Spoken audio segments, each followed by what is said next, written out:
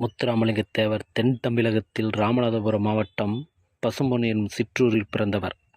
இவர் ஆன்மீகவாதியாகவும் சாதி எதிர்ப்பு போராளியாகவும் சுதந்திர போராட்ட தியாகியாகவும் விளங்கியவர். நேதாஜி சுபாஷ் சந்திரபோஸின் தலைமையில் பிரித்தானிய அரசை எதிர்த்த இந்திய தேசிய இராணுவத்திற்கு தமிழகத்தில் இருந்து பெரும் படையை திரட்டி அனுப்பிய பெருமை இவரைச் சாரும். தலை சிறந்த பேச்சாளராகவும் ஆன்மீகவாதியாகவும் திகழ்ந்த இவரது பிறந்த நாளை அரசு விழாவாக தமிழக அரசு பசும்பொன்னில் வருடந்தோறும் கொண்டாடி வருகின்றது. பசும்பொன்னில் 3 நாட்கள் கோலாகலமாக நடக்கும் தேவர் குருபூஜை விழாவில் தமிழகத்தின் பல்வேறு பகுதிகளில் இருந்தும் லட்சக்கணக்கான மக்கள் கலந்து கொண்டு பால்குடம் எடுத்தல், அலகு குத்துதல், முளைப்பாரி செலுத்துதல், முடிக்காணிக்கை செலுத்துதல், பொங்கல் வைத்தல், தீச்சட்டி செலுத்துதல், அபிஷேகம் செய்தல் ஆகிய செயல்களின் மூலம் தேவரை வணங்குகின்றனர். மேலும் பல்வேறு அரசியல் கட்சிகளின் தலைவர்களும் தமிழக அமைச்சர்களும் வருடந்தோறும் கலந்து கொண்டு தேவரை வணங்குகின்றனர். பசும்பொன் முத்துராமலிங்க தேவர் எனும் அறியப்பட்ட இவர் அகில இந்திய பார்வர்ட் பிளாக் கட்சியின் தமிழக தலைவராகவும் தேசிய துணைத் தலைவராகவும் இருந்தார். இக்கட்சி நேதாஜி தேவருடன் இணைந்து துவங்கியதாகும். தேவர் 3 முறை இக்கட்சி சார்பாக இந்திய பாராளுமன்ற தேர்தலில் போட்டியிட்டு வெற்றி பெற்றுள்ளார். 1957ஆம் ஆண்டு தேசிய பாதுகாப்பு சட்டத்தின்படி ஒரு நாடாளுமன்ற உறுப்பினரான தேவரை மதுரையில் காவல்துறை கைது செய்தது. 2 வாரங்களுக்கு பிறகு கொலை வழக்கில் முதல் குற்றவாளியாக தேவர் தேர்ந்தெடுக்கப்பட்டு பின்னர் இந்த கொலைக்கும் இவருக்கும் தொடர்பு இருக்குமா என சந்தேகிக்க கூட முடியாது என்று கூறி நீதிமன்றத்தால் விடுதலை செய்யப்பட்டார். பசும்பொன் முத்துராமலிங்க தேவர் தமிழ்நாட்டின் தென்கிழக்கு மாவட்டமான ராமநாதபுரம் மாவட்டத்தில் உள்ள பசும்பொன் என்கின்ற சிற்றூரில் மிகுந்த வசதி படைத்த ஜமீன் குடும்பத்தில் அக்டோபர் 30, 1908 உக்கிரபாண்டி தேவருக்கும் இந்திராணி அம்மையாருக்கும் பிறந்த ஒரே மகனாவார். இவரது தாயார் இவருக்கு 1 வயது நிரம்பும் முன்பே காலமானார். இவர் தாயை இழந்த பின்பு இவரது தந்தையார் குறுகிய காலத்திலே மறுமணம் புரிந்து கொண்டார். அந்த 2வது மனைவியாரும் இறந்த காரணத்தினால் உக்கிரபாண்டி தேவர் மீண்டும் ஒரு திருமணம் புரிந்து கொண்டார். இவர் இளமை பருவத்தில் குழந்தைசாமி பிள்ளை என்கின்ற குடும்ப நண்பரால் கல்வி பயிற்றுவிக்கப்பட்டார். குழந்தைசாமி பிள்ளை தேவரின் பள்ளி படிப்பிற்கு மிகுந்த சிரத்தை எடுத்து தனிக்கல்வி பயிற்சி அமைத்து கொடுத்தார். பின்னர் ஆரம்ப பள்ளி படிப்பை கமுதியில் உள்ள அமெரிக்கன் மிஷனரிஸால் நடத்தப்பட்டு வந்த பள்ளியில் முடித்தார். பின்னர் தேவர் திருப்பரங்குன்றம் அருகில் உள்ள பசுமலை மேல்நிலைப் பள்ளியில் சேர்ந்து படித்தார். பின்னர் மதுரையில் உள்ள யூனியன் கிறிஸ்டியன்ஸ் மேல்நிலைப் பள்ளியில் சேர்ந்து பள்ளி படிப்பை முடித்தார். 1924ஆம் ஆண்டு ஏற்பட்ட உடல்நலக் குறைவின் காரணத்தால் தேவர் அவர்கள் பள்ளி படிப்பை முழுமையாக முடிக்க இயலவில்லை. தேவரின் தந்தையார் உக்கிரபாண்டி தேவர் 1939ஆம் ஆண்டு ஜூலை 6ஆம் நாள் மறைந்தார். 1933ஆம் ஆண்டு முதுகுளத்தூர் தாலுகாவில் உள்ள சாயல்குடி என்கின்ற கிராமத்தில் சேதுராமன் செட்டியார் என்பவர் சுவாமி விவேகானந்தர் பெயரில் ஒரு வாசகசாலை திறந்தார். அந்த விழாவில் விவேகானந்தர் படத்தை திறந்து பேச அழைக்கப்பட்ட மதுரை கிருஷ்ணசுவாமி பாரதி வரவில்லை. அப்போது தேவர் சாயல்குடி அருகே உள்ள இலந்தைக்குளம் என்கின்ற கிராமத்திற்கு ஒரு பஞ்சாயத்திற்காக வந்திருந்தார். இதை அறிந்த சேதுராமன் செட்டியார் அங்கு சென்று தேவரை அழைத்து விழாவில் கலந்து கொண்டு பேச அழைத்தார். அதுவரை எந்த ஒரு மேடையிலும் பேசிராத தேவர் விவேகானந்தரின் தத்துவங்களை பற்றி 3 மணி நேரம் பேசினார். அவரது சொற்பொழிவு அனைவரையும் கட்டி போட்டது. பின்னாளில் முதல்வரான காமராஜரும் இந்த நிகழ்ச்சியில் கலந்து கொண்டு தேவரின் பேச்சை கேட்டார். தேவரை போல பேசக்கூடியவர்கள் சேவை காங்கிரஸ் கட்சிக்கு தேவை என்று அவர் கருதினார். 1937ஆம் ஆண்டு நடந்த மதராஸ் மாகாண தேர்தலில் முதுகுளத்தூர் தொகுதியில் தேவர் அவர்கள் இளைஞர்களை காங்கிரஸ் கட்சிக்கு உழைத்திடும்படி திரட்டினார். தேவரின் இந்த செயல்கள் நீதி கட்சியினருக்கு பெரும் தலைவலியாக அமைந்தது. இதனால் அந்த அரசாங்கம் தேவரை ராமநாதபுரத்திற்கு வெளியே பயணித்து பிரச்சாரம் செய்ய முடியாதபடி சட்டங்களும் கட்டுப்பாடுகளும் விதித்தது. 1937ஆம் ஆண்டு பிப்ரவரியில் ராமநாதபுரம் தொகுதியில் தேவர் போட்டியிட்டார். இவரது அரசியல் வளர்ச்சியைக் கண்டு பயந்து போன ஆங்கிலேய நீதி கட்சி அரசு பலம் வாய்ந்த எதிர் வேட்பாளராக ராமநாதபுரம் மன்னர் அவர்களை நிறுத்தியது. ஆனாலும் முத்துராமலிங்க தேவர் அந்த தேர்தலில் மன்னரை எதிர்த்து மாபெரும் வெற்றி பெற்றார்.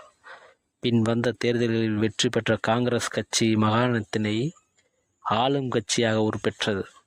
இந்த காங்கிரஸ் கட்சி அரசு குற்றப்பரம்பரை சட்டத்தினை விலக்கும் என்று தேவர் மிகுந்த எதிர்பார்ப்பில் இருந்தார். ஆனால் அப்போதைய புது அரசின் முதல்வரான ராஜகோபாலாச்சாரி அவர்கள் அந்த சட்டத்தினை நீக்கவில்லை. மதுரை மீனாட்சி அம்மன் ஆலயத்துக்குள் அரிசனங்களை அழைத்துச் செல்ல வைத்தியநாத ஐயர் முடிவு செய்தார். ஆனால் எங்கு பார்த்தாலும் எதிர்ப்பு. இந்த நிலையில் ஆலய பிரவேச நடவடிக்கை குழு மதுரை எட்வர்ட் ஹாலில் கூடியது. ராஜாஜி, வைத்தியநாத ஐயர், NMR சுப்புராமன் உள்ளிட்டோர் இந்த கூட்டத்தில் கலந்து கொண்டனர். அவர்களோடு பசும்பொன் முத்துராமலிங்க தேவரும் கலந்து கொண்டார். ஆலய பிரவேசம் அமைதியாக நடந்தது. 8/7/1939 காலை 10 மணிக்கு பசும்பொன் முத்துராமலிங்க தேவர், கக்கன், முருகானந்தம், பூவலிங்கம், சின்னையா, அரிசன தேவாலய ஊழியர் முத்து என 5 அரிசன சமூகத்தினரும் சேர்ந்து 6 பேர் வைத்தியநாத ஐயருடன் ஆலயத்துக்குள் நுழைந்து அம்மனை வணங்கினர். 1930களில் தேவர் அவர்கள் தொழிலாளர்களின் நலனின் அக்கறை செலுத்தினார். பசுமலையில் மகாலட்சுமி ஆலை தொழிலாளர்கள் நலன் கூட்டமைப்பை உருவாக்கி தேவரே தலைமை தாங்கி நடத்தினார்.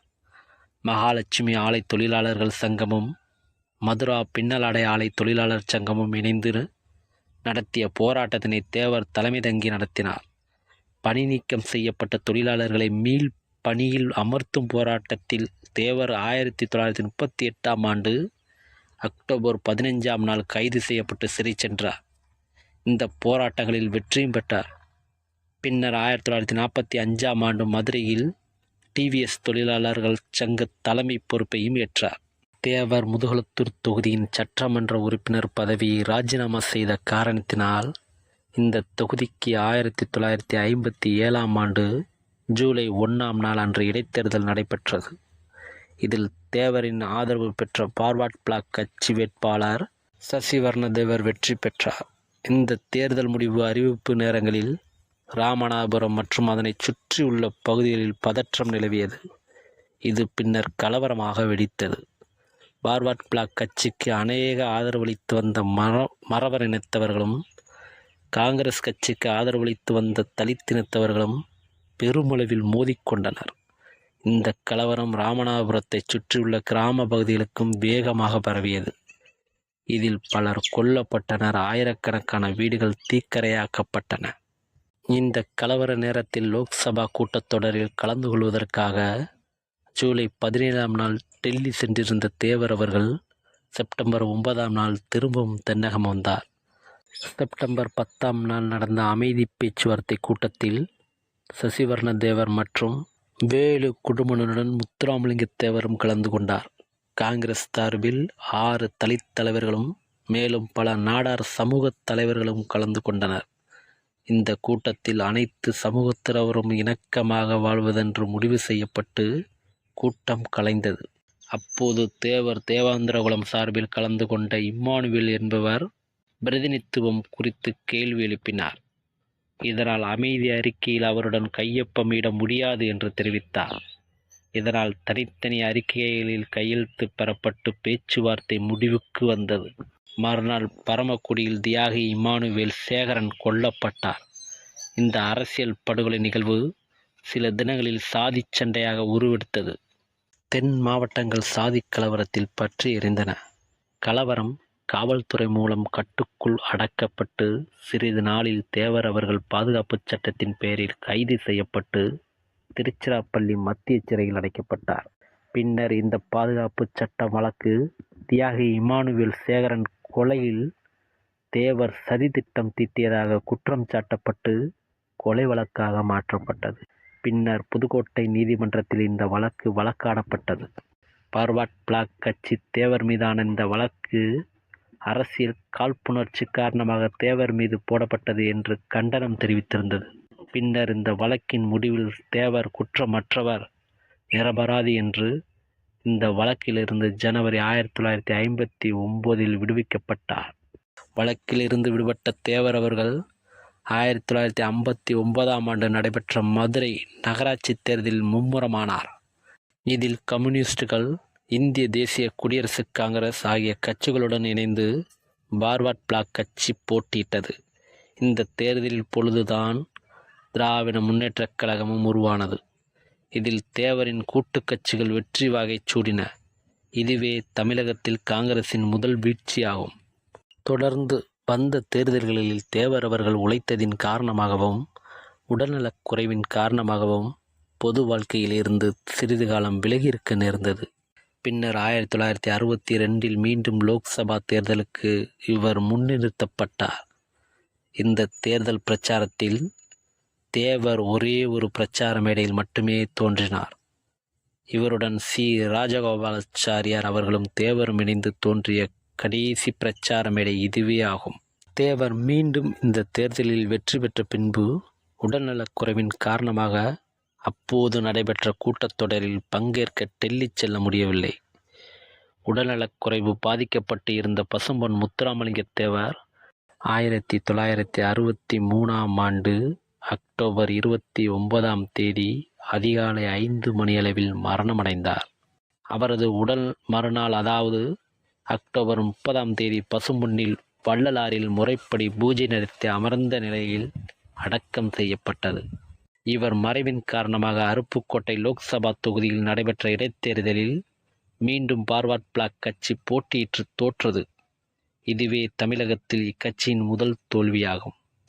1957 தியாகி இம்மானுவேல் சேகரன் கொலையில் தேவரை வேண்டுமென்றே குற்றவாளியாக சேர்த்ததால் இவருடைய மறைவுக்கு பின் காங்கிரஸ் கட்சி தமிழகத்தை விட்டே அழிந்தது எனவும் கூறுவர்.